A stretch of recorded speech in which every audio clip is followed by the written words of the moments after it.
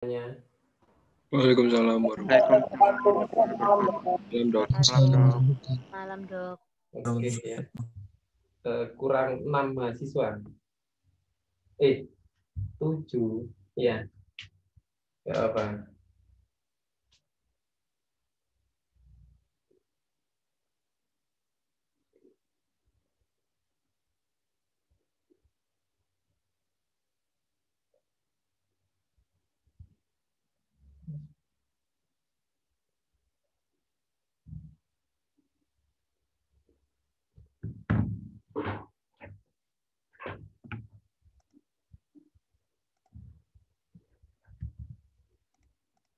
Ya, kita lanjut kuliah topik kaki depan ya. PPT dari Dr. Yeni.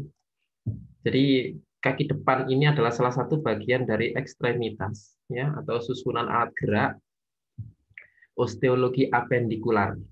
Jadi ekstremitas kranial berarti susunan alat gerak depan ya, atau kaki depan atau tangan kan gitu ya, kalau misalkan hewan yang hanya cuma punya berkaki dua ya. Nah, apa sebenarnya kepentingan kita belajar kaki depan atau osteologi?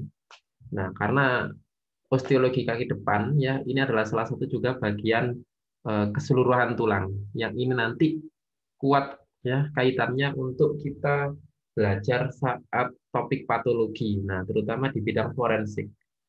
Nah, karena ini pernah kita memiliki sebuah eh, kasus ya, atau kasus kiriman dari salah satu polsek Wonokromo ya. Nah, di situ di daerah Wonokromo kan ada yang mungkin Surabaya mungkin tahu betul ya. Jadi di Wonokromo itu di daerah dekat stasiun itu kalau malam kan dunianya kan seperti Las Vegas. Ya, jadi banyak aktivitas baik itu judi ya, ada ya open BO waria dan sebagainya ya. Jadi aktivitasnya aneh. Jadi di dekat daerah situ. Nah, ada riwayat ya bahwa dari salah satu anggota kepolisian itu mencium aroma tidak sedap ya. Nah, telah ditelusuri ya pakai pelacak. Nah, akhirnya dibongkar. Nah, ternyata setelah dibongkar itu ada sosok yang dibalut seperti ini ya, atau dikubur.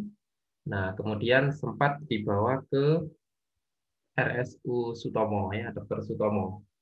Nah, namun setelah dianalisis di situ ternyata tulangnya itu tidak mengindikasikan adalah tulang dari manusia. Ya, jadi kalau misalkan bungkusan seperti ini kan orang berpikir ini kan seperti anak-anak ya, nah, atau bayi ada anak-anak kan gitu. Nah, dikiranya adalah jasad yang tak dikehendaki kan gitu. Nah, tiba ke RS Sutomo itu diidentifikasi ini ternyata bukan bagian tulang dari manusia ya. Baik itu yang mulai dari bayi, anak-anak ya sampai ke dewasa jelas ya. Nah, kemudian disarankan untuk dibawa ke FKH ya. Nah, disitulah ya tim anatomi menilik setiap susunan tulang yang ada. Nah, adik sudah bisa mengamati ya bagian-bagian tulang yang ditemukan seperti ini. Nah, ini apakah gigi manusia? Oke ya.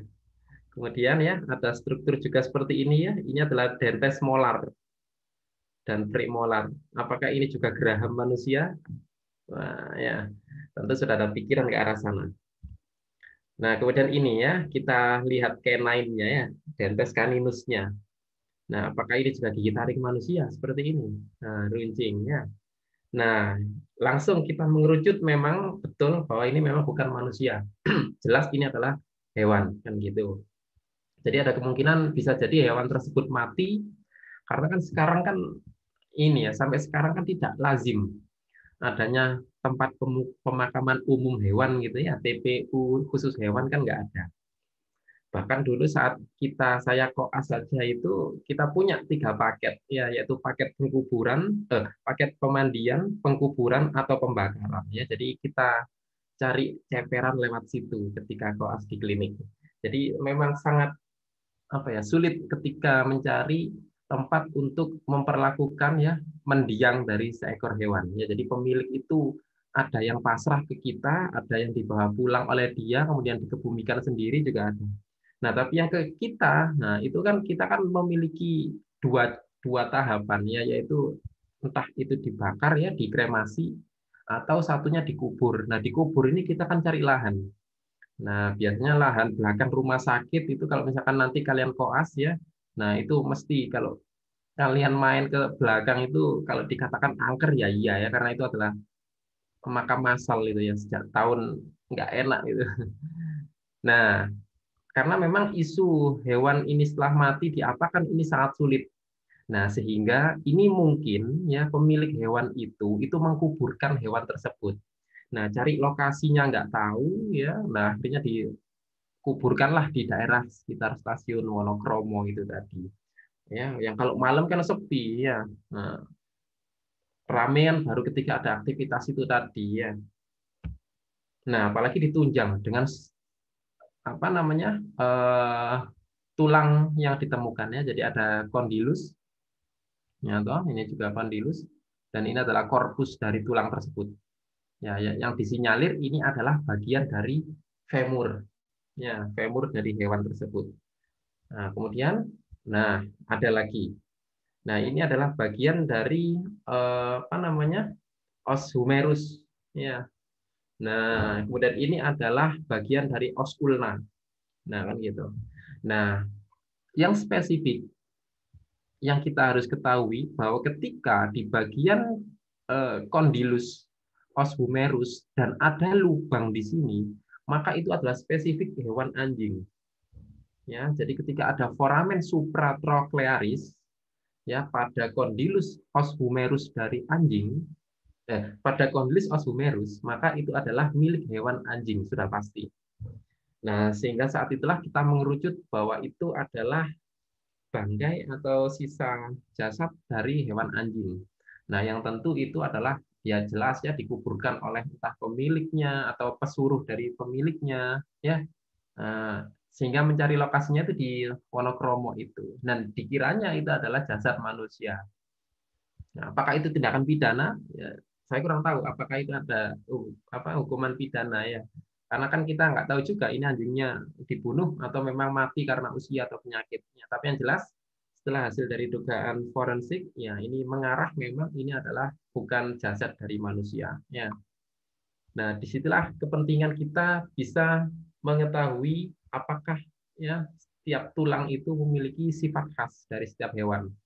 Nah, sehingga akan menunjang kita nanti untuk masuk ke entah saat di klinik, ya, aplikasi ke pembedahan, ataupun saat masuk ke patologi, ya, bagian forensik dan sebagainya, ya. Jadi anatomi memang ilmu yang sangat basic, ya, sangat dasar. Nah, ya, jadi ini adalah jasad dari anjing, ya. Nah, di situ, ya, polisi yang merasa terbantu. Akhirnya memang yang dikhawatirkan itu tidak terjadi. Ya, dikiranya tulang manusia sehingga akan ada kasus di situ, ya, BAP dan sebagainya, ya. Nah, tapi untungnya adalah tulang hewan, ya. Meskipun tulang hewan yang tidak banyak yang memperhatikan, nah, tapi itu setidaknya menjadi bukti bahwa keilmuan anatomi ini memang sangat diperlukan, ya, karena untuk identifikasi atau komparasi dengan susunan tulang yang lain. Ya, itu tujuan umum, ya. Nah, tujuan khususnya tentu nanti adik-adik memerlukan untuk bisa memahami, ya, susunan letak struktur tulang, ya, ekstremitas kranial. Ya, dalam hal ini, ya, untuk topik hari ini adalah kranial dulu, ya, kaki depan. Nah, ya, jadi ini klasifikasi umum yang kita dulu sudah bahas di osteologi, ya. Ada osa aksial, ini yang sudah selesai kemarin, mulai dari osa krani, ya, kemudian vertebrae, kemudian sternum, dan juga costae. Kemudian osa apendikular. Nah, sekarang osa apendikular, ya, tentu meliputi yang pertama kita bahas hari ini adalah ekstremitas kranial, anggota gerak kaki depan. Dan osa visceral nanti kita akan tambahkan sedikit, ya, beberapa tulang yang itu terdapat pada atau menyusun jaringan viscera ya atau jeroan. Apa itu ossa appendicularis? Ya, jadi dia adalah tulang penyusun anggota gerak tubuh. Nah, kalau kita bagi ya jadi terdiri dari ekstremitas kranial yaitu ossa membri thoracici ya, torak. Karena tangan ini kan nempelnya kan pada regiotorak. Ya, jadi ya adik-adik jika lihat mengamati hewan itu kan kaki depannya itu kan nempel di koste, ya enggak? Ya, jadi dia itu nempel di koste, tulang apa namanya iga. Nah, sehingga disebut ossa membri thoracici. Kalau kaki belakang itu ossa membri pelvina ya, pelvis ya karena nempelnya dia di pelvis ya. Jadi di pinggul kan gitu. Nah, ini adalah bagian dari ossa membri thoracici ya. Nah, jadi ini ya, nah tulang sampai ke bawah ini adalah susunan ossa membri thoracici. Ya, yang menyusun kaki depan dari hewan.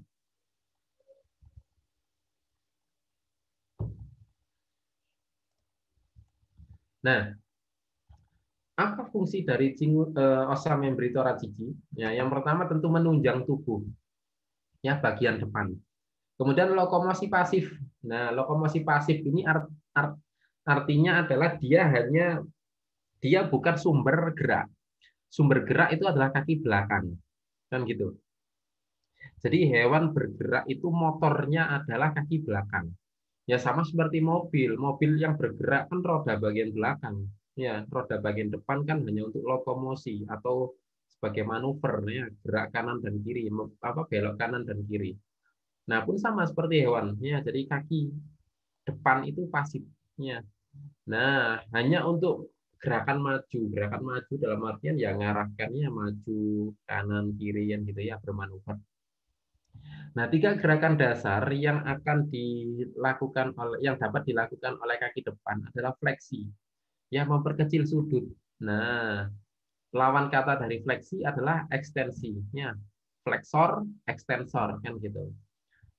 Ya, jadi ini terutama di daerah siku, ya sikut itu kan kalau misalkan memperkecil sudut, ya itu berarti kan fleksor, ya fleksi. Tapi kalau memperbesar sudut itu ekstensor, ya ekstensi. Kemudian adduksio, ya jadi adduksio itu mendekatkan kaki ya ke median tubuh. Nah, lawan kata adduksio adalah abduksio, yaitu menjauhkan kaki ya dari median. Jadi apa namanya? Ketika adik-adik PBB gitu misalkan ya, baris berbaris. Nah, ketika posisi dalam siap gerak, nah itu kan kaki kan rapat. Nah, itu adalah gerakan abduksio. Adduksio ya. Nah, jadi kaki posisi mendekat ke median tubuh.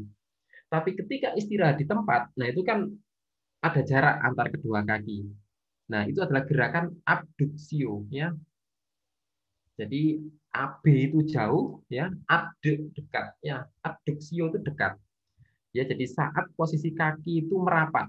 Nah, kan gitu atau mendekati median tubuh. Tapi kalau kaki menjauh ya ada jarak di situ ya begaga ya istilah ya, apa namanya kosakata kita orang Jawa ya itu abduksio ya. Kemudian pronasio. Nah, pronasio itu memutar ya atau apa istilah persamanya adalah rotasi. Itu memutar. Jadi ketika adik-adik apa namanya posisi minta uang ke orang tua, nah tangannya kan menengadahnya kan ke atas. Nah, orang tua yang ketika memberikan uang, nah ya itu apa namanya? Itu muternya kan ke bawah gini tangannya ya. Nah, jadi maksudnya itu ya pronasi dan supinasi ya. Pronator dan supinator. Ya, jadi tangan yang bisa berputar ya itu, nah itu adalah gerakan pronator ya atau supinator ya lawannya. Ya, jadi kalau pronator ya itu tangannya yang di atas kan gitu ya. Nah, supinator itu tangannya yang di bawah. Nah, ya. Jadi kalau pronasio berarti posisi tangan seperti ngasihkan uang. Nah, ya jadi muternya itu muter ke dalam kan gitu. Nah, tapi kalau supinator, nah posisi tangan memutarnya keluar. Nah, jadi seperti meminta uang. Nah, ya atau menerima uang. ya, atau menerima sesuatu kan gitu ya, nggak harus uang. Nah, ada 4 pembagian regio dari kaki depan, osa ekstremitas kranial atau osa membri thoracici. Nah, yang pertama ini adalah cingulum membri thoracici sendiri. Ya, jadi cingulum membri thoracici ini ada os scapula. Kalau pada hewan yang berkaki 4 itu yang paling tampak, adik-adik ya. Jadi pada sapi, kuda, kambing, anjing, kucing, yang semuanya yang berkaki 4 ya, atau yang dianggap keempatnya adalah kaki. Nah, itu adalah hanya os scapula. Nah, selain itu, selain hewan yang berkaki 4 ya, ada coracoid ya dan clavicula. Selain yang berkaki 4 ya, berarti yang berkaki 2 itu kan ada primata ya, kita ya manusia, kemudian ada unggas. Nah, itu kan berkaki 2. Nah, itu ada 2 tulang lagi yaitu coracoid dan clavicula. Ya, jadi 3 tulang ini adalah penyusun regio cingulum membri thoracici. Ya, kalau pada hewan yang berkaki 4 itu hanya os scapula saja ya yang berkembang. Ya, sementara clavicula dan coracoid tidak ada. Tapi kalau yang berkaki 2 itu tiga-tiganya ini ada. Oke, kemudian regio yang selanjutnya ya. Ya, regio yang selanjutnya yang ini adalah regio brachii ya atau regio brachialis. Ya, jadi ini ada tulang humerus. Ya, hanya satu tulang ini saja ya, humerus. Os humerus. Nah, kemudian di sini adalah regio antebrachii. Nah, regio antebrachii ini tersusun atas 2 tulang, yaitu radius yang depan ini sama ulna yang belakang. Jadi ini os radius, ini os ulna. Ya, ada 2 tulang. Kemudian regio yang terakhir adalah regio manus ya atau jari-jari depan. Ya, dia tersusun atas os karpal, metakarpal, sama digiti. Ya, nah nanti digiti ada 3 digiti pembagiannya lagi ya. Jadi ada kurang lebih ya di sini kan tulang-tulang kecil nih. Ya, dimulai dari pergelangan kaki depannya atau kita ya pergelangan tangan sampai ke digiti. Nah, itu adalah regio manus. Kalau depan itu manus, kalau kaki belakang itu pedis. Ya. Sehingga istilah mani pedi itu ya mani itu perawatan kuku depan ya loh. Pedi itu perawatan kuku belakang kan gitu ya atau kaki belakang. Kalau mani itu perawatan kaki depan ya. Jadi regio manus ya yang istilah yang ini ya. Jadi ada tulang os karpal, metakarpal ya, nanti os digiti, osa digiti. Nanti ada pembagian 3 tulangnya. Nah, sekarang kita coba ya. Jadi 3 tulang yang dimaksud ini adalah tadi ya scapula ya, coracoid sama clavicula. Jadi itu hanya tampak pada hewan yang berjalan dengan keempat kaki sebagai penopang tubuh. Tapi kalau hanya 2 kaki yang menopang ya maka ketiga tulang itu hanya ada untuk hewan yang menggunakan 2 kaki sebagai penopang. Ya, jadi scapula, coracoid sama clavicula itu hanya ada pada hewan yang berjalan dengan 2 kaki atau punya 2 kaki sebagai penopang. Nah, tapi kalau 4 kaki yang menopang ya hewan tersebut ya, jadi keempat-empatnya itu bertindak sebagai kaki, maka yang berkembang hanya tulang os scapula. Ya, jadi ketiga tulang tersebut ya, scapula, coracoid sama clavicula itu ada pada primata sama aves. Ya, nah sementara pada hewan yang berkaki 4 ya, mamalia yang lain, nah itu dia yang berkaki 4 berjalan dengan 4 kaki itu hanya os scapula yang berkembang ya. Oke ya, jadi ini ya. Ya, kemudian ini sudah regio brachii ada os humerus. Ya, kemudian ini adalah regio antebrachii ada radius dan ulna. Ya, kemudian ini regio manus. Ya, ada karpal, metakarpal ya. Nah, kemudian os digiti. Nanti os digiti pembagiannya ada os sesamoid ya.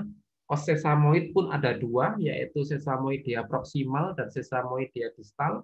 Sementara os palang ini ada 3 ya, compedale, coronale dan ungulare. Oke. Nah, sekarang kita ke yang pertama yaitu os scapula. Jadi dia kita sebut dengan tulang belikat kan gitu. Nah, dia adalah salah satu tulang yang berbentuk pipih atau disebut dengan ossa plana kan itu ya. Nah, dia yang akan menyusun gelang bahu di paling proksimal. Ya, jadi yang paling atas ya, ini adalah posisi os scapula. Ya, dia yang menyusun bahu, gelang bahu yang atas. Nah, ya. Dan di sini kalau ada dilihat ya, ini ada sumbu aksis ya, yang dia arahnya adalah kraniolateral ya. Jadi ya ini yang menunjukkan sisi lateral. Oke ya. Nah, ini yang kita sebut dengan spina scapula ya. Jadi ini os scapula ya toh. Nah, yang dia ini runcing di sini ya toh. Nah, ini adalah spina scapula. Nah, kalau ada penebalan di tengah-tengahnya ya di antaranya, maka itu disebut dengan tuber spina scapula. Ya, tuber dari spina scapula. Nah, setiap hewan ya pasti akan memiliki bagian yang runcing pada akhir dari spina scapula ya. Jadi ini yang runcing ini. Nah, bentuk yang runcing itu kita sebut dengan acromion ya, acromion. Nah, semua hewan itu memiliki kecuali ras Equidae. Dia tidak memiliki acromion. Ya, jadi kuda ya, zebra ya itu tidak memiliki acromion ya pada spina scapulanya. Nah, lain halnya pun dengan kucing. Nah, kalau kucing kita temukan ternyata akromionnya itu lebih meruncing ya, membentuk kait seperti pancing. Nah, sehingga kita sebut dengan prosesus suprahamatus. Ya, itu kalau kucing. Nah, sementara kalau pada sapi ya kambing ya akan tampak ya itu runcing biasa ya. Itu disebut dengan akromion. Ya, semua hewan punya ya kecuali kuda. Ya, nah kemudian selain itu ya os scapula ini ya juga memiliki tepian ya margo. Nah ya tepian atau margo ini adalah margo kranial ya. Yang ini margo kaudal. Kalau yang ini margo dorsal ya atas. Jadi adik-adik jangan sampai nanti terbalik ya ketika membaca atau memegang scapula. Jadi ini adalah struktur yang depan ya atau ini yang belakang. Ya. Kemudian untuk bisa menentukan lagi, maka ini ada mangkok sendi. Nah, ini mangkok sendinya itu tentu ada di bagian bawah. Ya, kemudian bonggol sendinya ini yang di atas. Ya, nah sehingga ini nanti tidak terbalik ya, os scapula. Ya, jadi ada margo kranial, kaudal dan margo dorsal ya di sini. Nah, kemudian di sini spina scapula ya. Di sini ada tuber spina scapula ya, jika nanti ada menemukan penebalan ya. Ini ada akromion. Nah, ini adalah bagian yang legok. Ya, nah ini adalah bagian yang legok nih. Ya dari scapula. Ini pun sama, ini juga bagian yang legok.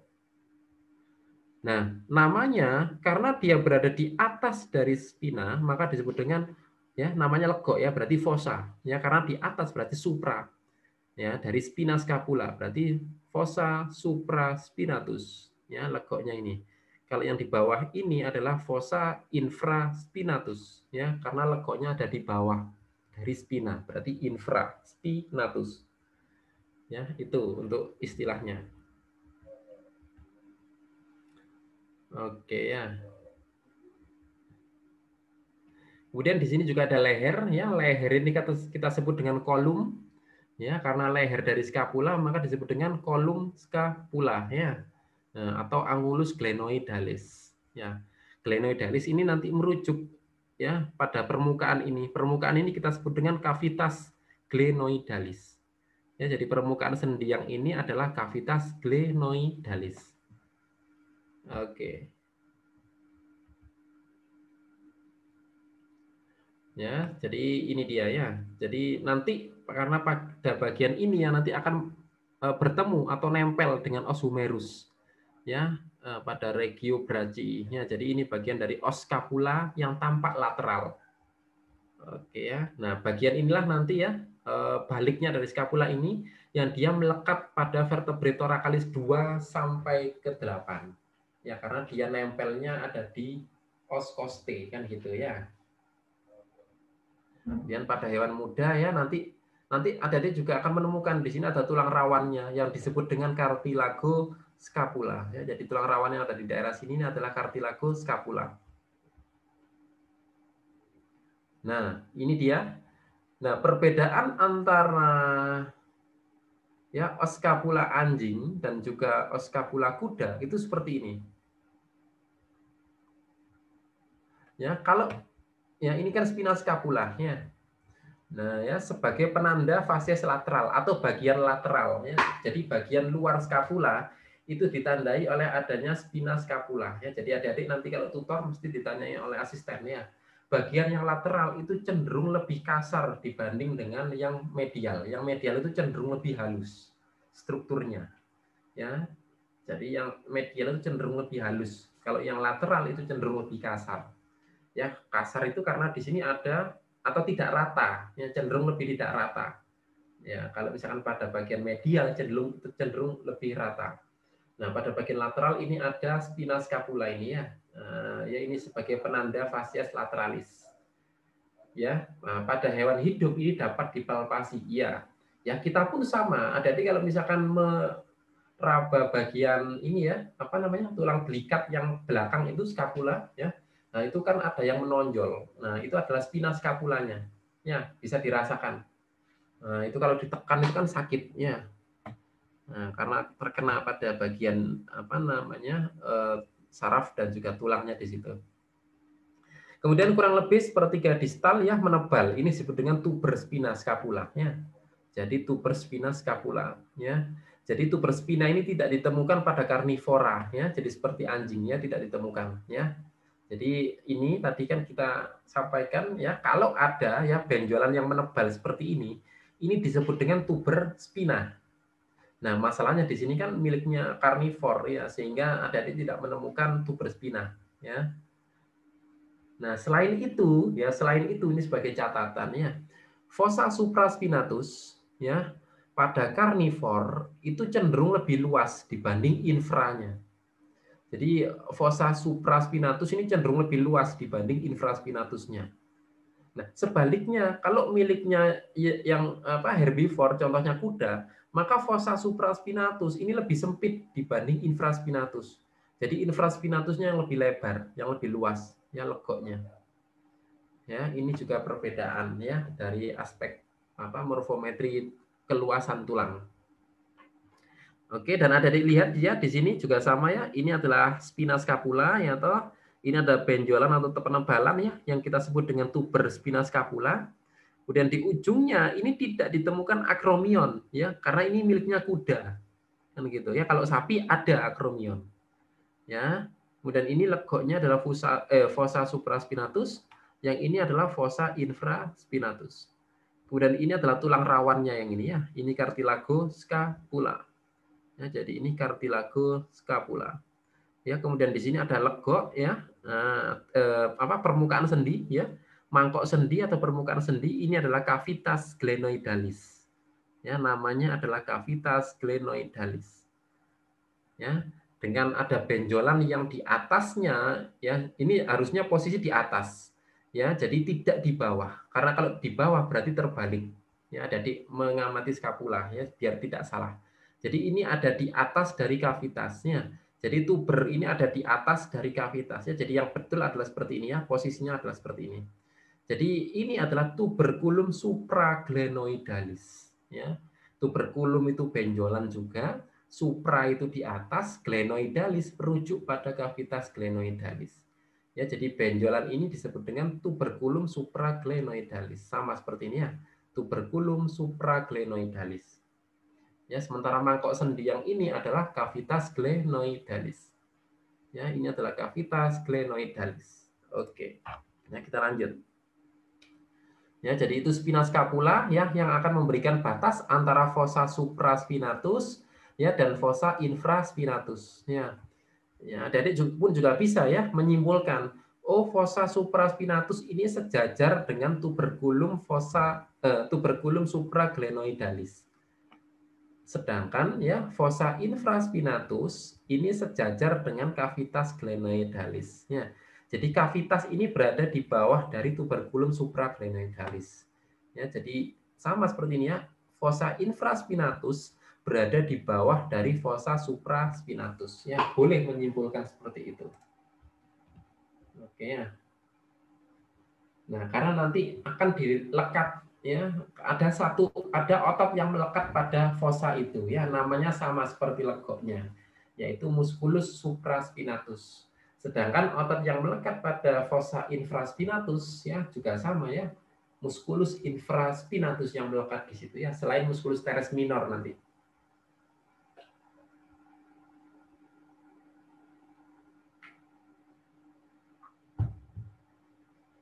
Oke, kita lanjut. Ya, ini dia ya. Oke.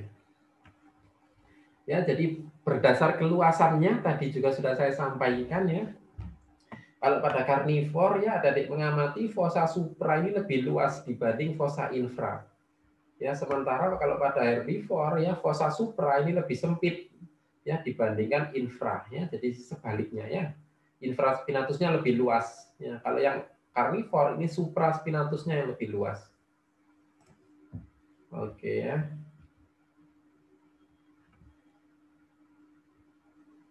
Nah, itu dia ya.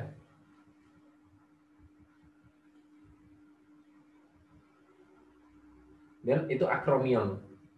Ya. Jadi itu ada di bagian paling bawah dari spina scapula ya, atau ujung paling distal dari spina scapula ya, karena nanti dia akan dilekati oleh musculus deltoideus ya. Dan ini akan berfungsi untuk melindungi nervus suprascapularis ya, jadi saraf yang akan melewati atas dari scapula ya, suprascapularis. Ya, yang akan memberikan inervasi pada scapula bagian atas ya, suprascapularis. Ya, jadi hewan yang tidak memiliki akromion adalah kuda dan babi ya. Jadi adik-adik tidak akan menemukan akromion ya pada ras Equidae ya sama swine ya.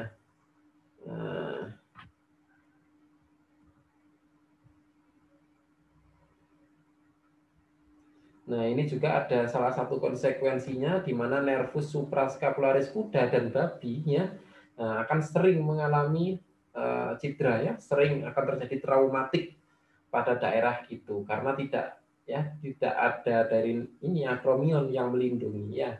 Jadi memang perlu diwaspadai pada hewan tersebut ya.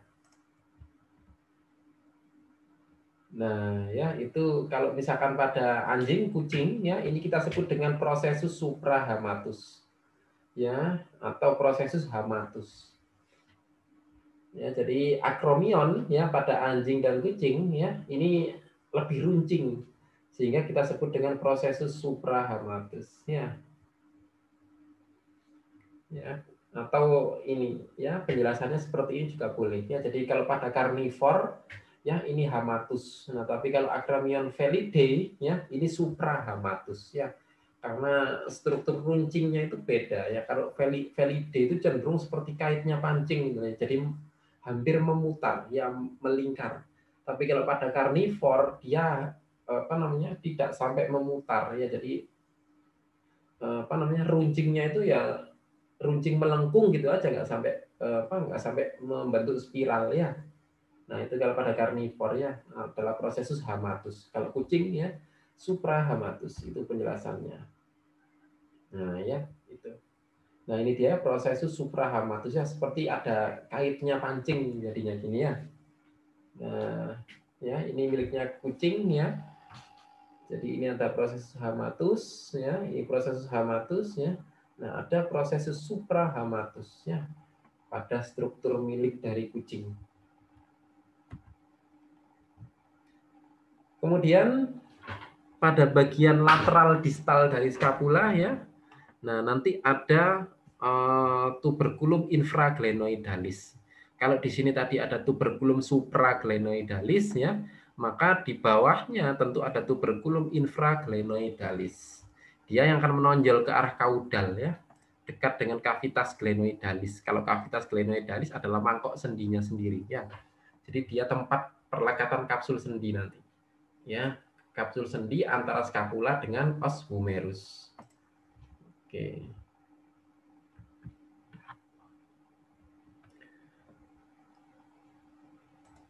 Oke, bagian ini adik-adik tahu apa ini namanya?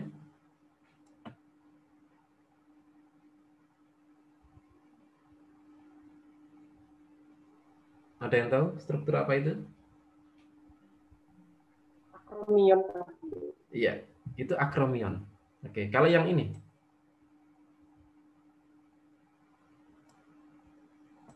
Ya, yang merah itu apa? Izin menjawab dok,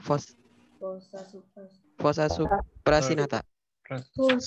Ya, fossa supraspinatus atau fossa supraspinata. Kalau yang kuning?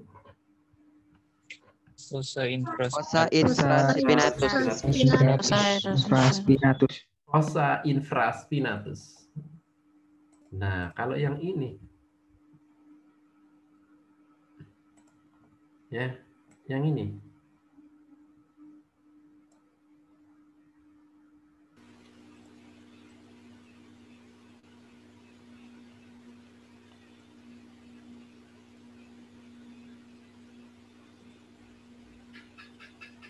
Ya, yang kuning itu apa kira-kira? Fossa supraspinatus. Fossa infraspinatus. Yang hijau? Fossa supraspinatus. Oke, ya. Jadi tetap ya. Adik-adik lihatnya itu di bawahnya ini loh ya. Ini kan tuberculum supraglenoidalis. Saya tadi kan bilang ya bahwa tuberculum supraglenoidalis itu akan sejajar dengan fossa supraspinatus. Sementara cavitas glenoidalisnya ini nanti sejajar dengan fossa infraspinatus yang kuning. Oke ya. Jadi di sini ada penjelasan ya bahwa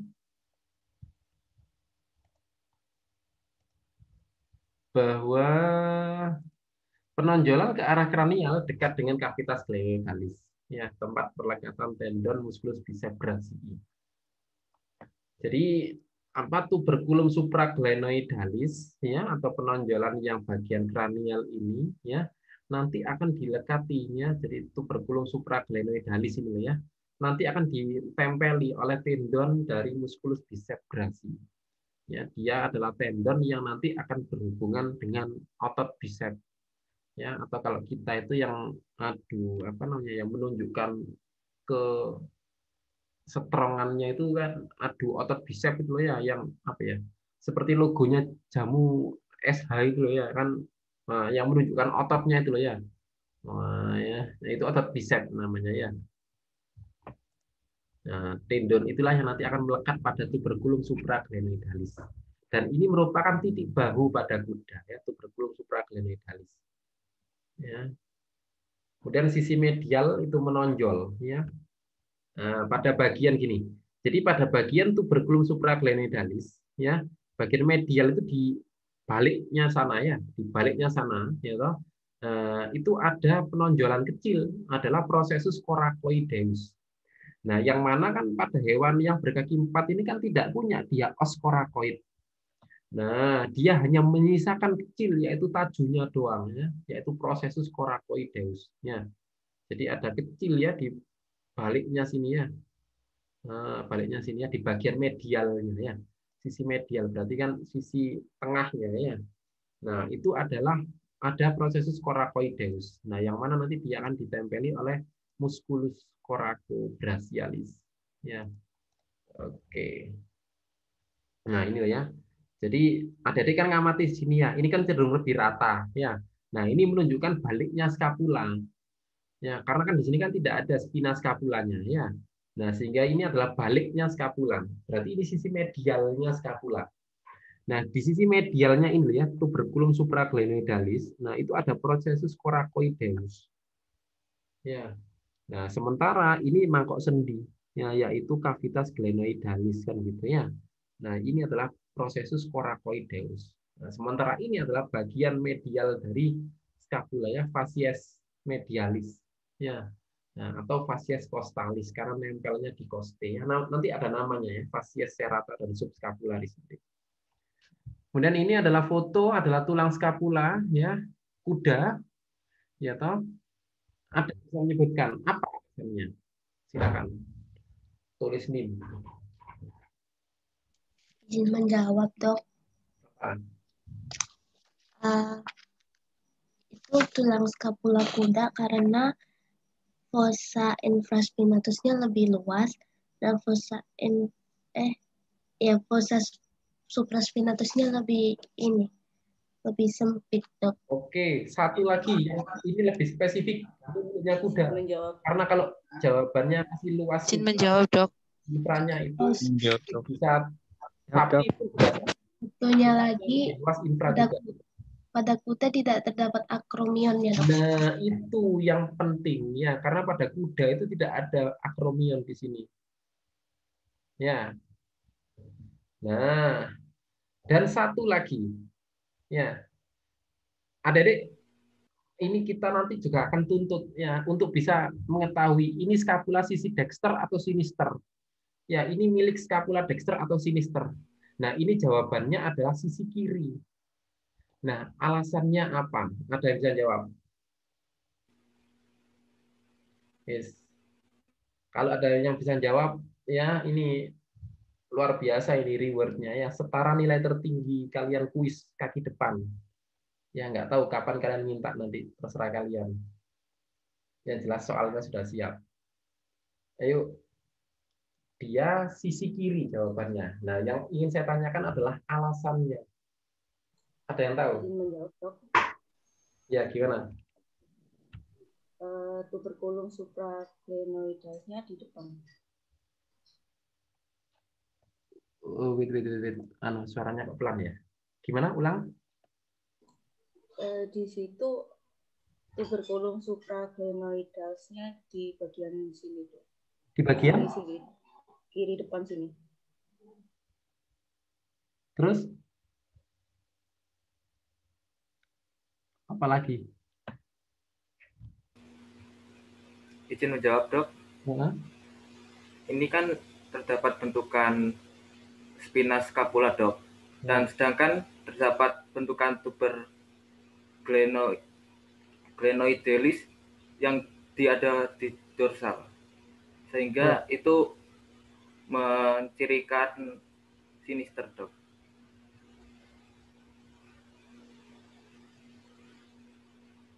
Sebentar ya, coba ya. Coba kalau seperti ini, saya end show coba dulu.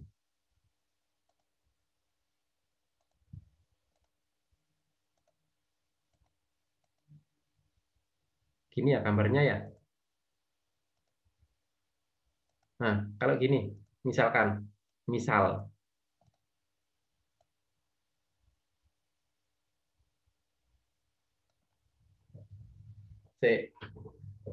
gini sih masih serupa sih. Wait. Gini ya.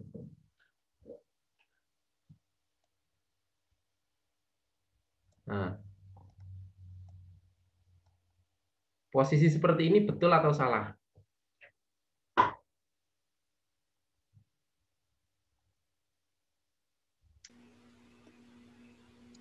Salah, Dok. Salahnya seperti apa? Karena ini kan punyanya kuda karena tidak ada akromion, sehingga fossa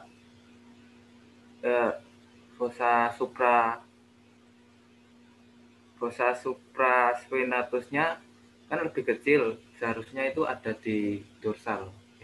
Ya lebih gimana yang ya, lebih oke, yang lebih sempit ada di dorsal kan gitu. Iya. Selain itu, apa yang menunjukkan bahwa ini tulang ini posisinya salah?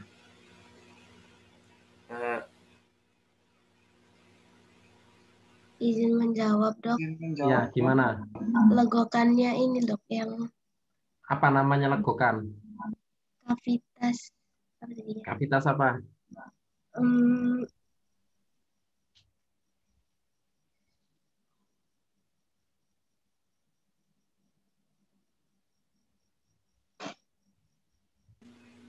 Izin menjawab, Dok. Kavitas glenoidalis. Ya, apa maksudnya kavitas glenoidalisnya ngapain kok salah? Kavitasnya itu tampak lebih dorsal, Dok.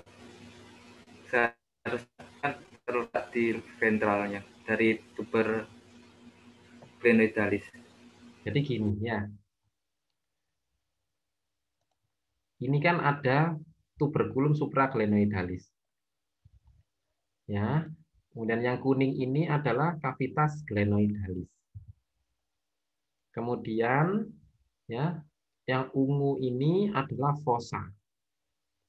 Kemudian yang hijau ini juga adalah fossa. Nah, ini harus ada diketahui ya. Ketika kita sudah mengetahui struktur ini ya, ini kan yang hijau dan ungu kan kita nggak tahu itu infra atau supra. Ya, kalau misalkan kita nggak melihat bawahnya, ya kalau kita nggak melihat bawahnya, ya jadi kita nggak tahu itu fossa, supra atau infra yang mana. Kebalik jangan-jangan.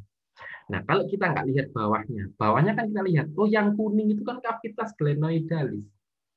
Berarti yang sejajar dengan cavitas, yaitu yang hijau, itu adalah fossa infraspinatus. Nah, yang merah itu adalah tuberculum supraglenoidalis. Dan dia sejajar dengan yang warna ungu.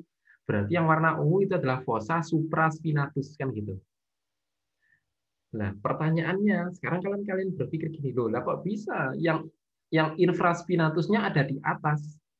Harusnya infra kan ada di bawah. Nah, kan gitu. Loh, kok bisa tuh yang namanya tuberculum supraglenoidalis yang merah harusnya kan di atas dari yang kuning. Nah, kan gitu ya. Nah, sehingga ya posisinya kan harus seperti ini. Ya, posisi kan harusnya kan seperti ini. Mana? Oke. Nah, posisi kan harusnya kan seperti ini. Nah, ya. Jadi posisi skapula seperti ini, tidak seperti ini seperti miliknya kita. Ya. Atau gini salah. Ya, posisi skapula hewan itu agak serong gini. Nah, kan gitu ya. Nah, sehingga ini posisi yang benar, ya. Ya, di mana nah ya. Di mana yang bagian yang hijau ini adalah infra, ya toh. Yang merah ini adalah supra, kemudian yang ungu ini adalah tuberculum supraglenoidalis, ya. Dan yang biru ini adalah cavitas glenoidalis. Ya, nah, dan ditunjang satu lagi yaitu struktur yang kuning ini adalah spina scapula yang menunjukkan dia sisi lateral. Nah, jadi itu adalah bagian sinister ya skapulanya. Bisa dimengerti ya? Ya, karena nanti pertanyaannya juga identifikasi seperti itu. Wait. Kalau yang ini gimana? Nah, ya, yang ini. Nah, ini skapula sisi mana? Sinister, Dok. Dexter atau sinister? Sinister. Sinister. Oke, ya, betul. Ini sinister. Nah, yang tulang kuda itu sisi mana? Sinister. Sinister.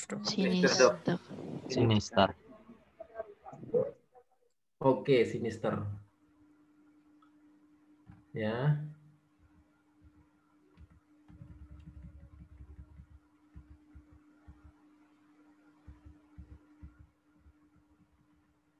Wait. Coba saya carikan gambar random yang mungkin bisa nanti kalian bantu identifikasi.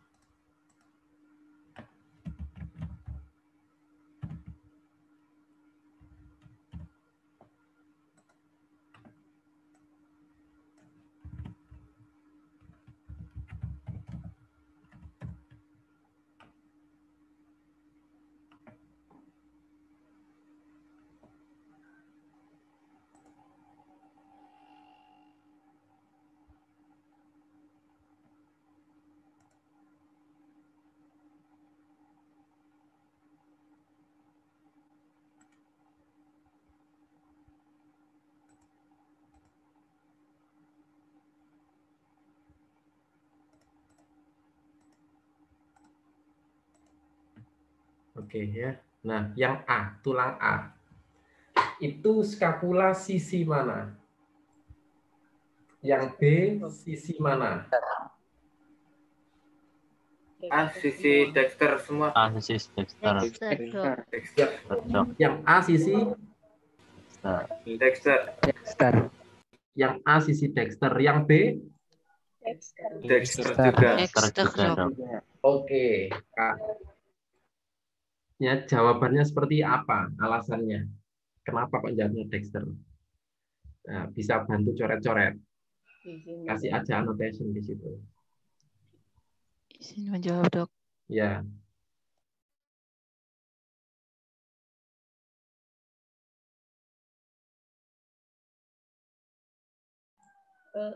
Boleh izin annotate, Dok? Iya, langsung di-annotate. Jadi yang sini itu tadi tuberculum suprasphenoidal. Jadi yang sejajar itu kan fossa subscapularis. Supraspinatus. Nah, itu menandakan bahwa dia menghadap ke arah kranial, arah depan gitu kok. Ini juga sama. Dan yang bagian sini sama sini itu ada legokan cavitas sphenoidal yang sejajar sama fossa infraspinatus yang menandakan bahwa sini itu sisi kaudal. Jadi sini ini semua punyanya Dexter. Terima kasih. Oke, ya, jadi itu jawabannya ya, alasannya. Jadi adik-adik harus sudah bisa mulai identifikasi ya seperti apa susunan skapula itu milik hewan apa, sama itu sisi yang mana ya, karena itu pasti ditanyakan di ujian, jelas itu. Kakak asdosmu mesti seneng ngasih soal identifikasi yang sifatnya konkret seperti itu. Nah, sekarang kita kembali ke topik kuliahnya ya. Jadi ini adalah fasies ya, sekarang adalah bagian yang medial. Ya, fasies costalis atau fasies medial dari os scapula, ini dia tidak akan ditemukan tonjolan ya, sehingga dia cenderung lebih rata. Nah, jadi dia cenderung lebih rata ya. Jadi tidak ada spina scapula yang tampak. Dia cenderung lebih rata karena dia nempel di os costae, dinding toraks. Nah, karena nggak mungkin ya di dinding toraks nanti dia terus akan ada tonjolannya ya, sehingga perlu adanya kerataan di situ. Nah, nanti dia akan membentuk sendi sinsarkosis. Sendi sinsarkosis ini adalah sendi yang hanya dibantu oleh otot dan tendon. Ya, jadi sendi ini hanya dibantu oleh otot dan tendon, dan gerakan dari sendi ini adalah gerakan sliding. Nah, makanya dari kalau lihat ya hewan ini kalau jalan gitu kan tangan skapulanya kan hanya slide yang ngesliding gitu aja ya di bagian toraksnya ya, di bagian costae ya, karena itu dibantu oleh sendi sinsarkosis, berbeda dengan sendi-sendi yang lainnya, sinkondrosis, sinostosis ya, diartrosis, amfiartrosis berbeda ya. Nah, di sini ada legokan halus yang namanya fossa subscapularis. Ya, jadi ini legokan halus ya, itu adalah fossa subscapularis ya, yang akan dilekati oleh musculus subscapularis. Kalau yang atas ini cenderung lebih kasar. Nah, sehingga disebut dengan fasies serrata. Nah, fasies serrata nanti akan ditempeli oleh musculus serratus. Ya. Jadi fasies serrata, ini yang atas ini. Ya, atau kalau di buku kalian baca itu menyerupai kipas kan gitu ya. Nah, fasies serrata. Sedangkan yang halus ini adalah fasies fossa subscapularis. Ya, yang akan ditempeli oleh musculus subscapularis. Ya, itu fasies serrata ya, yang akan ditempeli oleh musculus serratus ventralis. Ya, baik yang toraksis maupun cervicis. Yang kemudian ini cavitas glenoidalis, dia adalah mangkok sendi ya, yang dia tampak di kranio ventral ya, depan bawah kan gitu ya, kranio depan ventral bawah dari os scapula. Ya, permukaan sendi ini akan nempel dengan caput humeri ya, atau caput os humerus ya, kepala humerus. Nah, pada kuda dan babi ada incisura glenoidalis. Nah, ini yang spesifik juga pada kuda.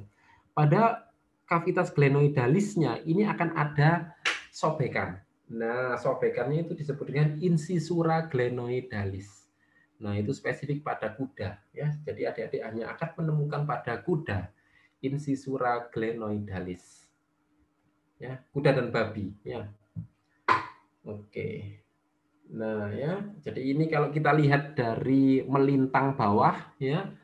Nah, ini adalah spina scapula kan gitu ya. Nah, dengan ujung yang paling depan ini adalah acromion. Nah, karena ini miliknya anjing, maka di sini adalah processus hamatus ya. Kemudian ini adalah tuberculum supraglenoidalis. Nah, yang sisi medialnya akan ada processus coracoideus.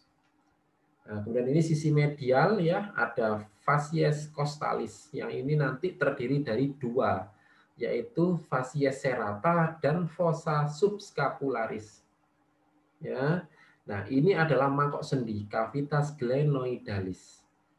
Nah, pada anjing ini tidak ada incisura. Pada sapi itu juga tidak ada incisura. Karena incisura glenoidalis itu hanya akan ditemukan pada kuda dan babi. Ya, nah, itu adalah perbedaannya ya. Incisura glenoidalis. Nah, ini dia ya. Ini kan cavitas glenoidalis. Nah, ada sobekannya ini ya. Nah, jadi yang melengkung seperti itu. Ya, jadi ini adalah ya. Jadi ini kan cavitas glenoidalis ya. Nah, ini kan ada yang melengkung gini ya. Nah, ya, lengkungannya ini adalah incisura glenoidalis. Ya, ini incisura glenoidalis. Kalau yang bulat mangkok ya seperti ini, tidak ada incisuranya, itu sudah dipastikan bahwa itu bukan milik kuda maupun babi. Ya, oke. Nah, scapula beres. Sekarang kita ke os humerus. Os humerus punya 3 struktur, yaitu bagian kaput ya atau bagian proksimal, nanti ada kaput humeri ya. Jadi ini bagian proksimal, kemudian yang tengah-tengah ini adalah korpus ya toh. Kemudian yang bawah ini adalah bagian distal ya, pars distal. Jadi ini ekstremitas proksimal ya atau bagian proksimal ya. Kemudian yang tengahnya ini adalah korpus ya toh. Kemudian yang bawah sendiri ini adalah sisi distal. Ya. Jadi kalau adik-adik lihat pada bagian ekstremitas proksimal ya, ini nanti ada kepala dari humerus atau kaput humeri namanya ya. Nah, dan juga ada tuberkulumnya ya, ada 3 tuberkulum ini kalau pada kuda. Ya, tapi kalau pada sapi itu hanya ada 2 tuberkulum ya, tuberositas. Nah, kemudian ini bagian korpus atau badannya ya toh. Oke, nah sementara yang bagian distal ini akan ada kondilus atau bonggol sendi. Ya. Jadi bonggolan sendi ya yang nanti menyerupai katrol. Ya. Dan strukturnya seperti ini ya. Kalau medial itu ya rata seperti ini ya. Kalau kaudal nanti ada legoknya. Nah, kalau penampang kranial nanti akan terlihat jelas katrolnya kan gitu ya. Jadi lateral dan medial ini serupa. Nah, yang membedakan nanti adalah penampang kaudal dan penampang kranial ya. Kalau kaudal nanti terlihat fossa, kalau pada kranial akan cenderung lebih terlihat katrolnya ya, trokleanya. Oke ya. Nah, ini kalau kita hanya lihat pada bagian atasnya doang. Ya, jadi ini adalah kaput humeri atau kepala dari os humerus. Ya, dan ini letaknya ada di kaudal ya di belakang. Sementara tuberkulum atau tuberositas ini letaknya di kranialnya atau sisi depannya ya. Tampak di depan, ini tampak di belakang. Ya, permukaannya halus karena dia nanti akan bertemu dengan cavitas glenoidalis ya dari os scapula. Ya, jadi kaput humeri ini halus memang ya karena nanti dia akan nempel dengan cavitas glenoidalis. Oke, kemudian ini tuberculum mayor. Nah, ini dia ya. Jadi adik-adik, tuberculum mayor ini terletak pada sisi lateral.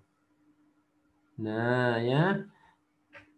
Kalau yang medial itu adalah tuberculum minor. Sementara yang tengah ini adalah tuberculum intermedius. Nah, kalau adik-adik menemukan 3 tuberculum, ini adalah spesifik milik hewan kuda. Ya, jadi ada tuberculum mayor, tuberculum minor, dan intermedius di antaranya. Ini spesifik hewan kuda. Dan dia di antaranya ini adalah cekungan seperti ini ya. Ini namanya sulcus bicipitis. Ya, atau sulcus intertubercularis ya, sama saja. Ya, jadi ini adalah sulcus bicipitis ya, yang dia spesifik ditemukan pada kuda karena dibentuk oleh adanya 3 tuberkulum ini. Nah, pada tuberkulum mayor juga dibagi menjadi 2 bungkul ya, yaitu tuberkulum mayor pars cranial ya sama tuberkulum mayor pars caudal ya. Nah, itu dia ya strukturnya. Ya, itu minor ya, pada bagian medial minor ya. Jadi yang mayor itu ada di lateral ya, sisi lateral. Ya. Nah, kemudian itu intermedius ya. Tuberculum intermedius ini terletak di antara mayor ya et minor tuberculum ya, dan ini spesifik pada hewan kuda. Oke. Ya, dan ini cenderung lebih rata kan gitu ya strukturnya ya. Nah, tidak ditemukan pada ruminansia, karnivora maupun babi ya, tuberculum intermedius. Kemudian di antaranya ada sulcus bicipitis-nya. Jadi ini sulcus bicipitis atau sulcus intertubercularis ya. Jadi alur inter itu antara tuberalis atau tubercularis itu tuberculum ya. Jadi sulcus intertuberalis atau intertubercularisnya karena dia terletak di antara 2 tuberculum ya. Itu nama lain dari sulcus bicipitis. Yang akan melekat tendon musculus bicebrasi ya. Nah, itu dia bedanya ya. Kalau pada kuda ya tuberkulumnya itu cenderung lebih rata. Nah, sementara kalau pada sapi ini cenderung ya yang mayor ini lebih tinggi dibanding yang minor, dan dia tidak ditemukan tuberculum intermedius ya. Jadi ini pada sapi ya tuberculum mayor ini lebih tinggi dibanding tuberculum intermedius, dan tidak ditemukan tuberculum mayor cenderung lebih tinggi dibanding tuberculum minor ya. Jadi tuberculum mayor lebih tinggi dibanding tuberculum minor ya. Dan tadi tidak menemukan tuberculum intermedius pada sapi. Nah, ini dia ya. Ini adalah tuberositas teres minor ya. Jadi yang sisi yang sini ini adalah tuberositas teres minor. Ya, jadi letaknya dia juga di sisi lateral atau luar ya. Jadi sejajar dengan spina scapulanya ini ya. Nah, karena ini kan tampak dari lateral ya. Nah, ini pun sama ya. Ini tuberositas mayor ya. Ini adalah tuberositas teres minor ya. Jadi jangan keliru ya. Meskipun itu tuberositas mayor, tapi ini bukan tuberositas teres mayor ya, tapi ini adalah tuberositas teres minor ya. Nah, dia terletak di sisi lateralnya. Nah, kemudian itu ya, nah, ada linea ya.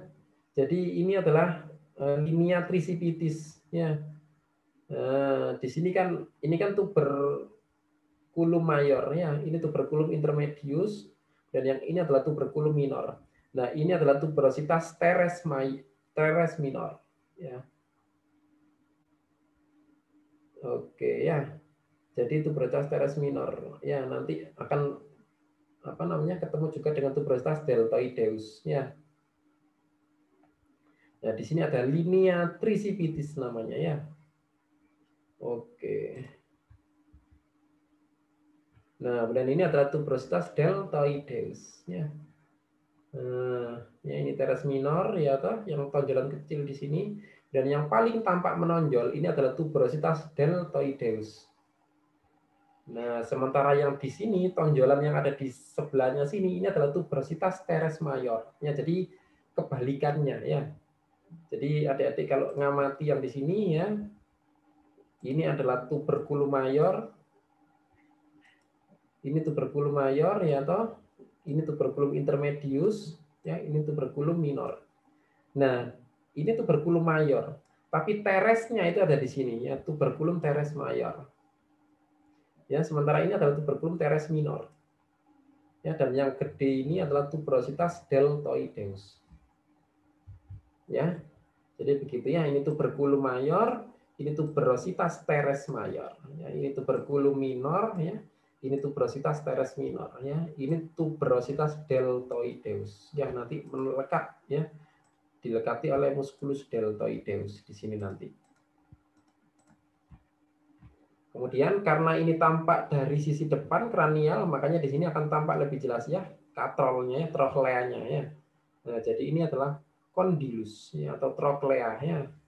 Nah, facies cranialis karena dia tampak dari sisi kranial. Nah, iya. Tuberositas teres mayor yang ini ya. Nah, ya jadi nyilang ini modelnya ya. Penamaannya ya. Nanti dia tuberositas teres mayor akan dilekati oleh musculus teres mayor dan latissimus dorsi. Ya, nanti di topik anatomi topografi adik-adik akan kita sampaikan. Oke, nah struktur dari os humerus ini juga spesifik karena di bagian sininya itu ada yang berpilin, ya membentuk spiral. Nah, ya jadi bagian sini, nah ya yang melengkung seperti ini ya. Nah, ya ini juga melengkung ini ya. Nah, ini tampak samping. Ya, kalau ini tampak depan, ya. Nah, ini kan melengkung gini. Kalau tampak samping kan melengkungnya di sini. Nah, ini yang disebut dengan sulcus musculospiralis atau sulcus brachialis. Ya. Jadi itu adalah sulcus spiralis atau sulcus musculospiralis atau sulcus brachialis. Ya, itu strukturnya.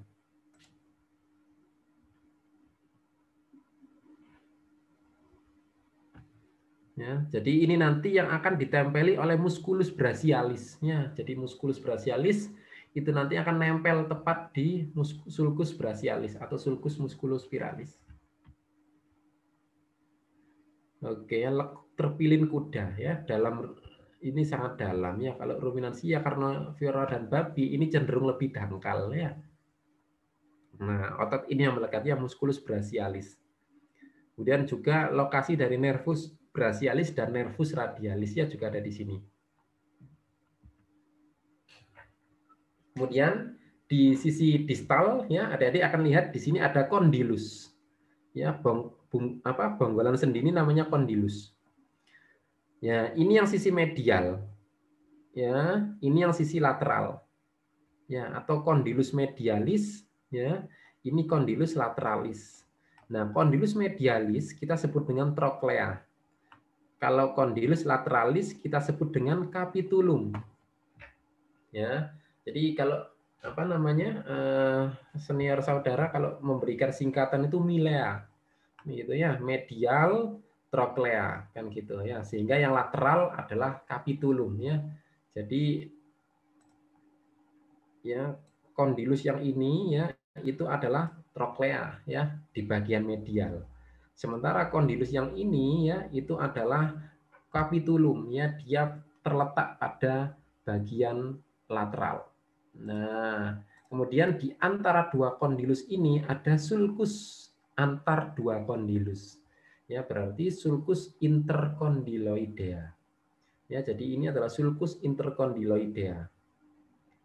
Ya, nah, yang mana ya sulcus interkondiloidea ini nanti yang ya secara otomatis akan membuat ini serupa seperti katrol kan gitu ya. Nah, kemudian di sini ya di antara di atasnya sini ada legok ya. Namanya fossa supratroclearis ya, legok di atas dari troklea. Ya. Atau sebenarnya ada juga yang menyebutnya legok di atas dari kondilus ya, fossa supracondyloidea. Ya, juga ada yang seperti itu ya. Nah, boleh monggo dipakai yang mana ya? Fossa supracondyloidea boleh ya. Kemudian ini kalau pada kuda ya strukturnya ini cenderung lebih rata ya karena mengikuti bagian yang atas ya yaitu tuberkulumnya tadi ya, sehingga troklea dan capitulumnya ini sama besar ya, serupa. Tapi kalau pada sapi ya, nah troklea yang medial ini lebih besar dibanding yang capitulum yang lateral. Karena yang bagian lateral pada tuberositasnya sapi yang atas tadi itu kan tuberositas mayor kan posisinya kan di lateral, itu kan lebih besar, lebih tinggi dibanding tuberositas minor ya. Nah, sehingga dibalas di sisi distalnya ya, yang medial yang lebih besar dibanding yang sisi lateral ya. Jadi trokleanya yang lebih besar dibanding yang capitulum ya. Itu kalau pada sapi. Ya, jadi itu perbedaannya ya.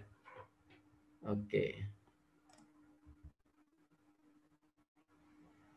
Ya, nah itu dia ya. Kalau adik-adik menemukan di situ krista atau rigi tajam, ya, maka ini adalah krista suprakondiloidea. Ya. Nah, tepian dari kondilus itu disebut dengan epikondilus. Nah, tinggal adik-adik amati itu lateral atau medial ya. Kalau itu bagian lateral ya namanya adalah epikondilus lateral ya, tapi kalau itu bagian medial ya berarti namanya epikondilus medial ya. Jadi seperti itu. Oke ya, jadi ada epikondilus lateral ya yang dia tampak dari lateral. Kalau di sisi medial adalah epikondilus medial ya. Nah, tentu di sini nanti akan tempat melekatnya ligamen ya, karena ligamen nanti kan melekatnya kan di sini ya, ligamen. Nah, agar struktur tulang ini nanti nggak sampai terjadi dislokasi kan itu ya. Nah, jadi mungkin sering ngamati di TV atau di mana itu ya yang sikunya kan sengkleng gitu ya. Nah, karena terjadinya dislokasi ya dari ligamen yang ada di sini ini putus atau terjadi trauma yang sangat cepat dan keras ya, sehingga lepas ya antara humerus ini terhadap radius ulnanya ini lepas ya, tidak pada lokasinya ya. Nah, karena ada ligamentum kolateral ya, ligamentum tepi ya, medial. Kalau yang di epikondilus lateral adalah ligamentum colateralis lateral. Ya, yang akan mengikat di situ ya tendon-tendon terhadap tulang. Ya, di situ ada fossa radialisnya. Nah, ini juga nama lain yang bisa adik-adik sebut ya. Tapi kita memang lumrahnya ya pakai istilah fossa radialis sebenarnya. Ya, jadi fossa radialis itu adalah lekuk yang tepat berada di atas dari kondilus. Ya, jadi kita seringnya memang menggunakan istilah fossa radialis. Ya, kalau fossa supratroclearis itu nanti pada kaki belakang ya, atau fossa supracondyloidea itu juga pada kaki belakang. Ya, jadi ini adalah fossa radialisnya yang nanti ini legok yang akan bertemu dengan os radius. Nah, sementara yang sisi belakang itu adalah fossa olecranon. Ya, jadi kalau depan itu adalah fossa radialis. Ya, jadi sisi depannya ini fossa radialis. Kalau yang legok bagian belakang itu adalah fossa olecranon. Ya, yang nanti akan bertemu dengan os olecranon ya dari os ulna. Ya, yang membentuk sendi siku. Nah, ini dia ya. Ini adalah fossa olecranon. Nah, ya kalau ini ya fossa radialis. Nah, kalau pada anjing ya toh ini kan ada lubangnya di sini ya. Nah, ya ini adalah foramen supratrochlearis ya, lubang di atas troklea ya dari anjing ya. Jadi ini yang nggak boleh salah ya namanya ya. Jadi di anjing ya pada fossa radialis ya sama fossa olecranonnya itu dia akan menemukan lubang ini ya. Nah, ya foramen supratrochlearis ya.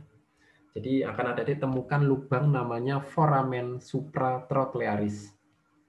Ya, kadang-kadang juga ada pada babi ya. Dan ini fungsinya belum diketahui ya. Foramen supratrochlearis ini nanti akan dilewati oleh apa ya, masih belum diketahui ya. Oleh karena itu kita penting untuk terus ya menganalisis atau mendalami anatominya dari setiap susunan hewan ya. Tentunya keberadaan fossa sama foramen itu kan ada struktur yang melewatinya ya. Nggak mungkin sekonyong-konyong ada lubang tapi nggak ada yang melewati gitu. Ya. Oke ya, jadi di fossa radialis dan fossa olecranon akan ditemukan foramen supratrochlearis pada hewan anjing ya. Kemudian kalau fossa radialis pada kucing ya, itu akan membentuk fossa coronoideus ya, pada kucing ya, fossa radialisnya ini akan membentuk fossa coronoideus ya, bermahkota. Ya, karena nanti akan mengakomodir prosesus coronoideus dari os ulna ya. Oke, nah itu dia ya, fossa coronoideus ya. Jadi penyebutan ya fossa radialis dari kucing itu juga bisa disebut ya ada fossa coronoideus. Kemudian ya pada kucing juga ya foramen supracondylaris ya. Jadi dekat dengan kondilus medial ya. Jadi di di bagian kondilus medialnya sini nanti ya ada lubang yang masuk ya. Jadi lubang yang masuk di sininya. Ya, jadi ada lubang yang masuk di sononya ya. Nah ya, di tampak dari sampingnya itu nanti akan ada lubang. itu adalah foramen supracondylaris, itu pada kucing, dan itu akan dilewati oleh arteri vena brachialis ya sama nervus medianus ini ya. Oke, itu penjelasannya. Ya, oke. Ini nanti adik-adik juga harus bisa menentukan ini humerus dexter atau sinister. Ya, nanti biar akan dipandu oleh asdosnya ya. Kemudian sekarang kita ke regio antebrachi. Ya, di sini ada os radius dan os ulna. Nah, ya os ulna itu yang ini. Ya, yang sikut ya. Nah, ini os ulna. Kalau os radius ini yang panjang ini ya. Nah, ini os radius. Nah, ya, jadi ini os radius ya, yang belakang ini os ulna.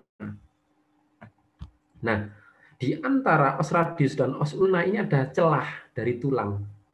Nah, itu yang kita sebut dengan spatium interoseum antebrachii karena dia terletak di regio antebrachii. Sehingga celah antara kedua tulang radius dan ulna ini kita sebut dengan spatium interoseus antebrachii. Dan di sininya ya, nah ya bagian ini ada yang runcing ini ya. Nah, itu disebut dengan prosesus anconeus. Ya, yang runcing moncong itu ya. Nah, sementara yang bonggol atas ini adalah tuber olecranon ya, karena miliknya os olecranon ya. Jadi ini semuanya kan os olecranon ya.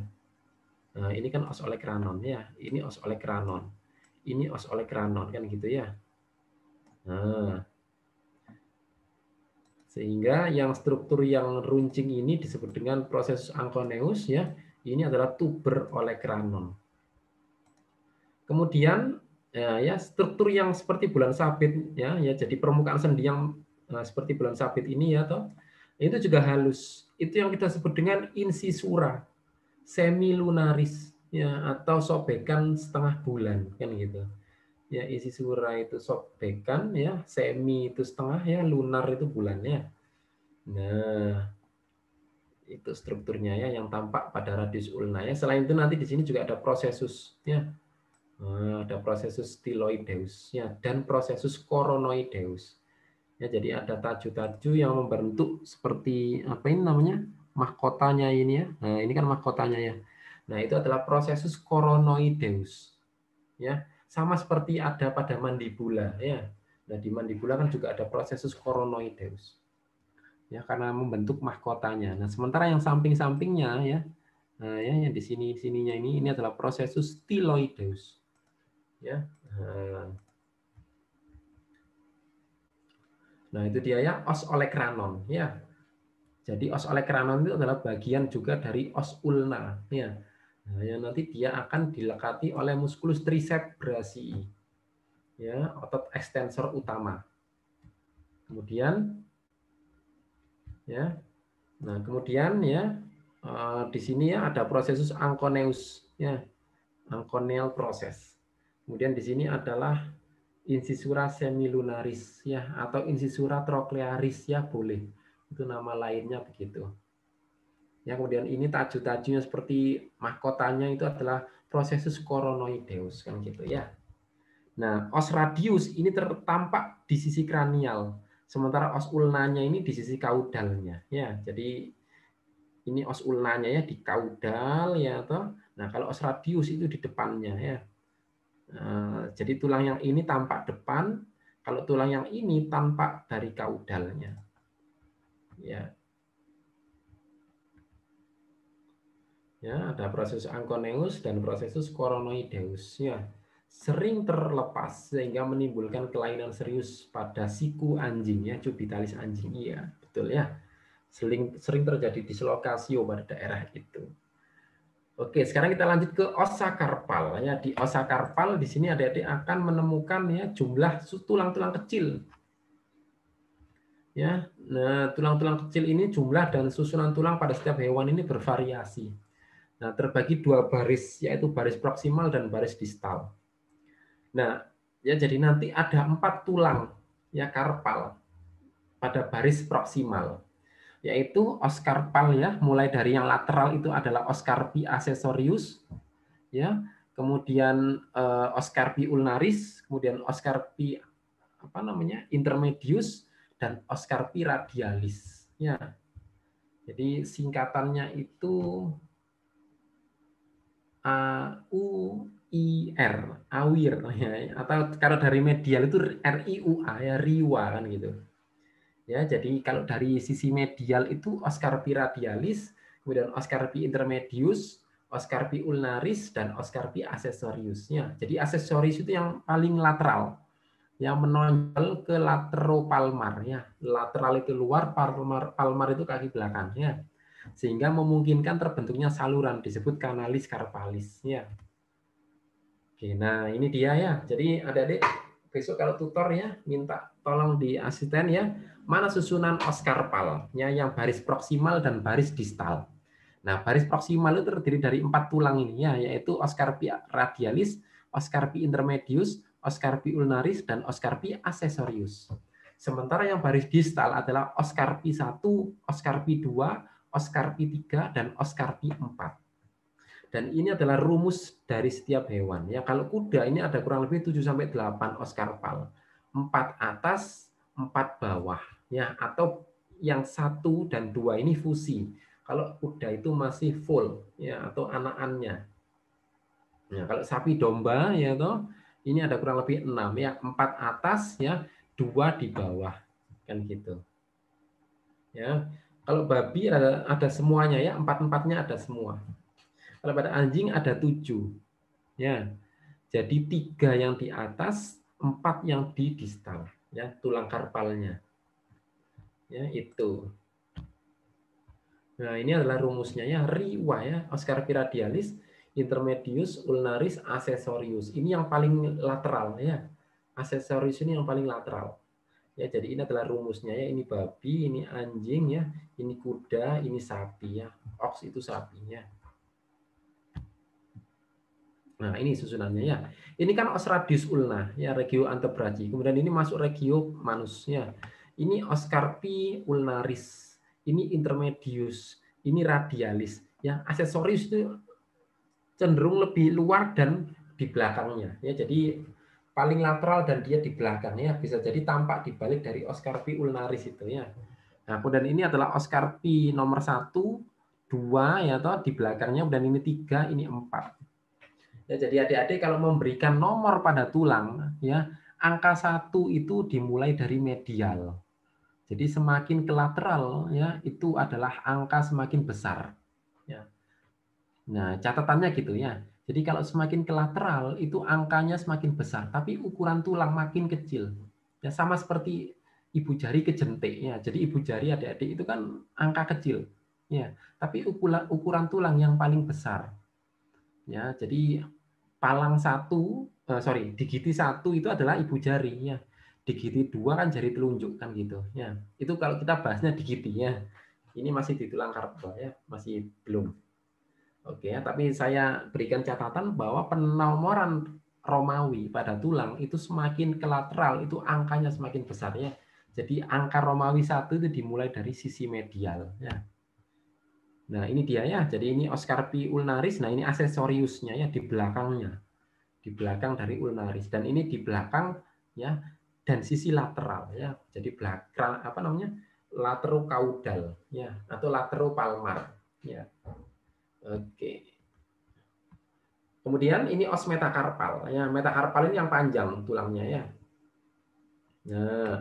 Nah, metakarpalnya juga pun berbeda. Kalau pada kuda itu metakarpal yang paling besar atau yang paling berkembang itu adalah metakarpal nomor 3. Ya, sementara metakarpal nomor 2 dan 4 ini tidak berkembang ya. Jadi 2 ya toh, ini metakarpal 4 ya, atau kalau tampak samping ini metakarpal 4. Ya, yang tengah-tengahnya ini adalah metakarpal 3. Itu miliknya kuda. Ya, jadi itu kuda metakarpal yang paling berkembang itu adalah nomor 3, metakarpal 3. Tapi kalau pada sapi, kambing, metakarpal yang paling berkembang itu adalah nomor 3 dan 4. Ya, oleh karena itu sapi kan kukunya kan kuku belah. Tapi kalau kuda kan dia kan kukunya kan satu, kan nggak punya kuku belah. Ya, jadi kalau ada adik ngamati kuku kuda itu kan berbeda dengan kukunya sapi. Ya, kukunya sapi kan terbelah. Nah, tapi kalau kukunya kuda kan tidak. Ya. Nah, karena metakarpal kuda yang berkembang memang hanya nomor 3, ya, sehingga nanti digitinya ya hanya ada 1. Ya, nah tapi kalau pada sapi ya toh itu yang berkembang adalah metakarpal 3 dan 4. Sehingga dia akan punya 2 digiti kan gitu. Ya, metakarpal manusia yang berkembang nomor berapa aja? Ada yang tahu?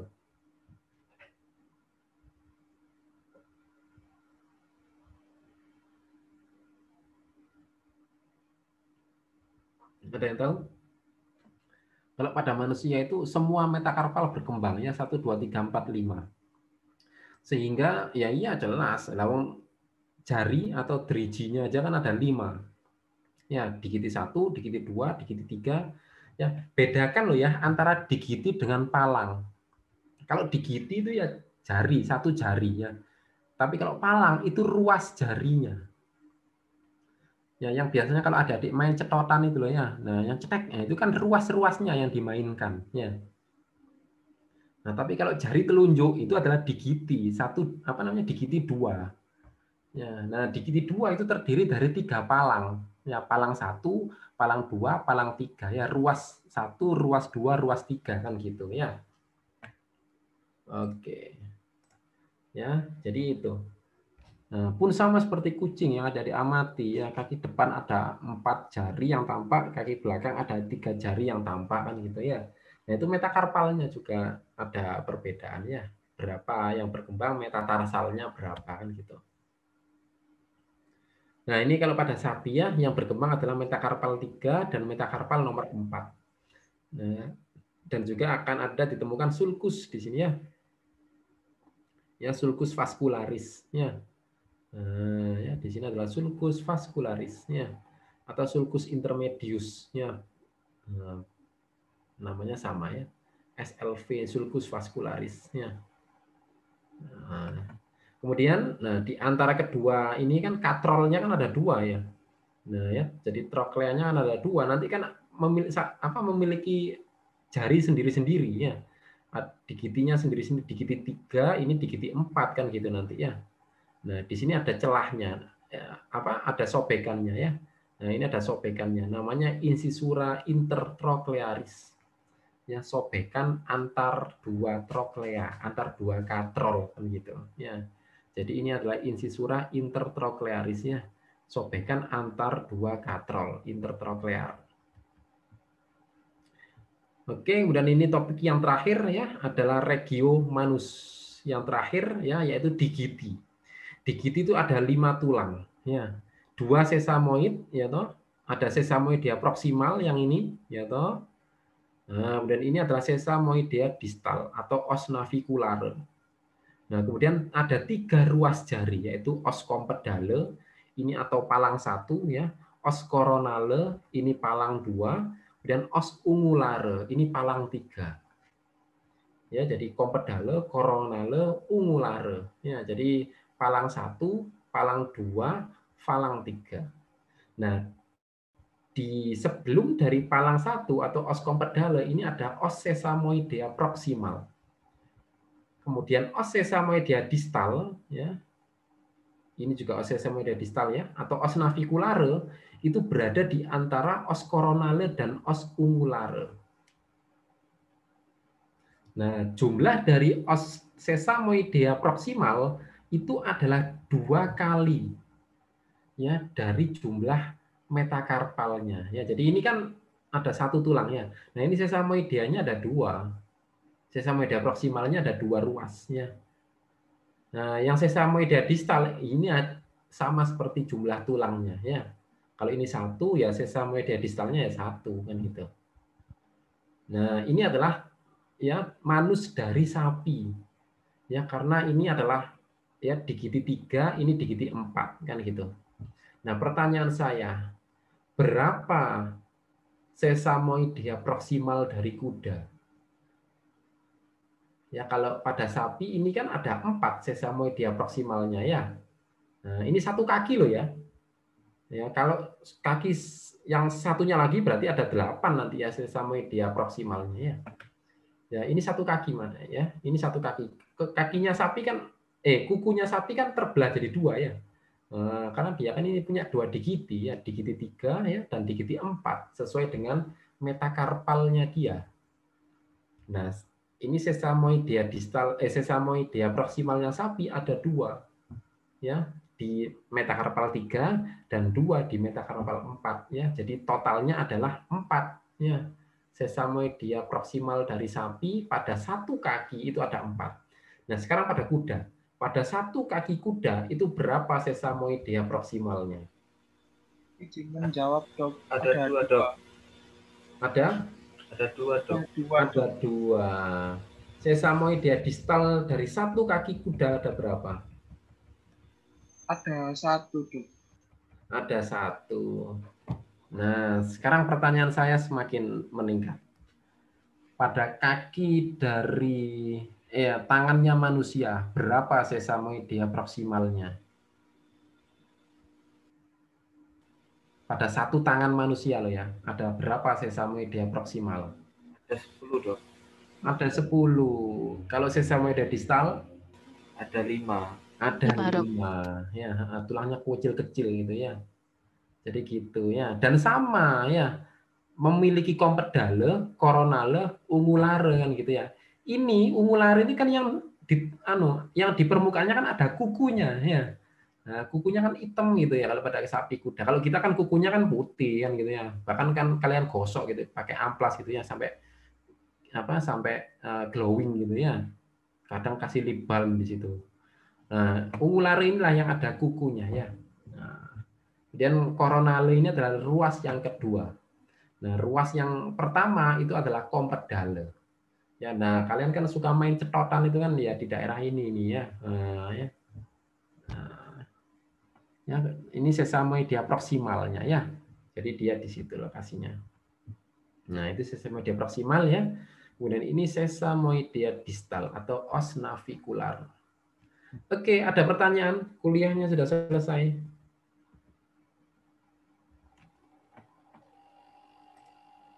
Oke, terima kasih. Jika tidak ada pertanyaan, saya rasa sudah cukup ya. Tolong ditentukan kapan kalian sih. Kalian akan kuis. Ya, nanti kalian rapat aja lah ya, nanti saya dikabari ya. Oke, itu yang bisa saya sampaikan. Ada pertanyaan? Cukup? Oke. Jangan lupa tadi yang jawab tadi ya, catat di chat ya. Biar meskipun saya sudah live nanti tetap bisa saya dapatkan rekapnya. Itu Frankie kok mirip Kaisang ya? Bisa ya, kamu pakai background seperti itu ya? Itu mesti disambi sampai dakonan itu, Frankie. Gelap, Dok, soalnya, Dok. Malah. Oke, ada pertanyaan?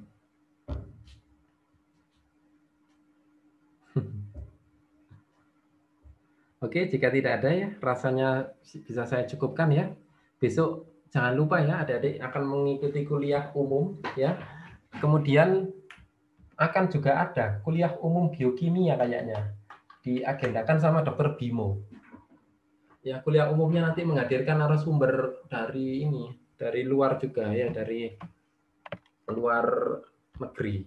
Ya, bukan swasta ya. Luar negerinya beneran luar negeri dari Indonesia ya. Jadi nanti kita mungkin 2 minggu lagi kuliah tamu biokimianya ya. Jadi besok adik-adik tetap ikuti kuliah umum besok ya, sehingga ada ilmu yang bisa adik-adik dapatkan ya. Karena informasinya sih materi-materi yang telah diikuti itu akan masuk di ujian yang sesuai dengan mata kuliahnya. Ya, jadi kalau kuliah kemarin itu mahasiswa yang mengambil semester berapa itu ya? 5 yang ilmu mata kuliah unggas. 5 atau 3 itu ya. Itu nanti akan ada soalnya dari situ.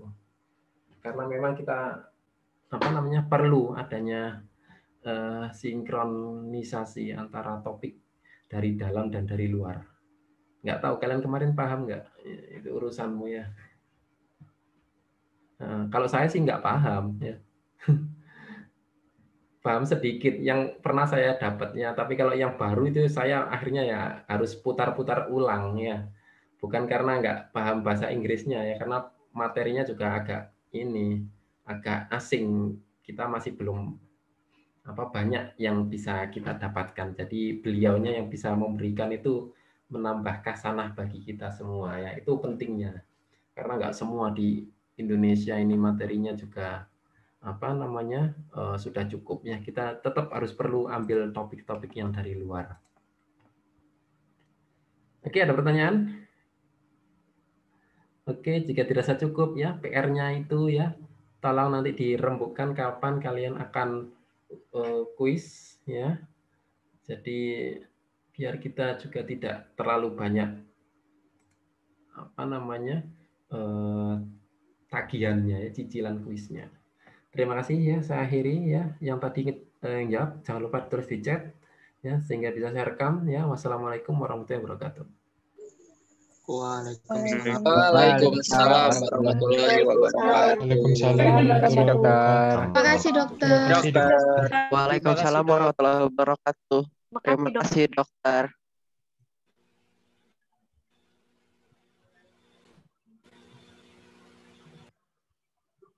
Frank. Apa, boy?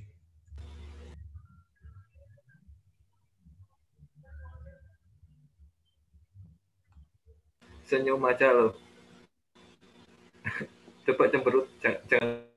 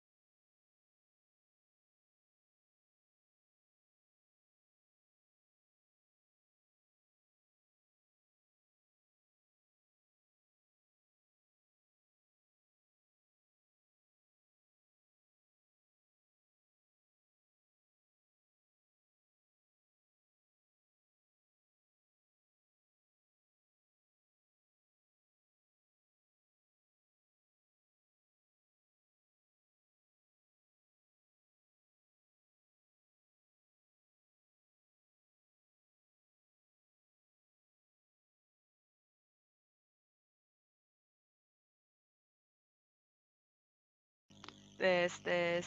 Halo guys. Halo. Pada kemana yang lain? Vira. Halo Vira. Apa? Aku live duluan ya guys. Dadah. Dadah.